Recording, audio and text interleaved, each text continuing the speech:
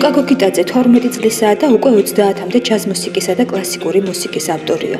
მუსიკალური მიმდინარეობებიდან ყველაზე მეტად სწორედ ჯაზი და კლასიკური მუსიკა იზიდავს. ქუთაისელი პატარა მუსიკოსი თვითნასწავლია, რადგან არანაირი მუსიკალური განათლება არ აქვს და არც ნოტების კითხვა იცის, მაგრამ ეს მუსიკის წერაში ხელს არ უშლის და მის მიერ შექმნილ მელოდიებსაც სმენით იმახსოვრებს.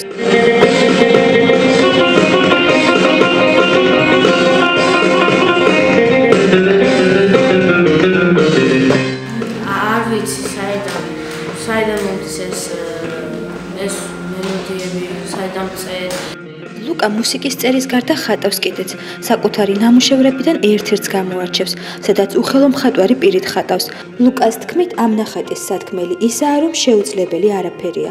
რომ არ აქვს ხელი, უნდა რომ მიბრძოლოს და რომ დახატოს ეს ყველაფერი. ლუკა გოგიტაძე მხატვრების ოჯახიდანაა, როგორც მისი მშობლები ამბობენ, ლუკას შემოქმედებითი შესაძლებლობების შესახებ მათთვისაც უცნობი იყო იქამდე, ვიდრე 9 წლის ლუკა მუსიკალურ ინსტრუმენტს მიუჯდებოდა და პირველ აკორდს დაუკრავდა.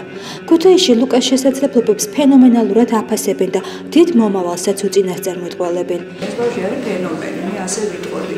ჩემთვის სრულიად მოულოდნელი იყო მისი მუსიკალური კომპოზიციების მოსმენა. როგორც ამბობენ, მუსიკა შემოქმედების ის ჟანრია, სადაც ფენომენალური აღმოჩენები ზოგჯერ სწორედ მოულოდნელად და უეცრად გვხვდება.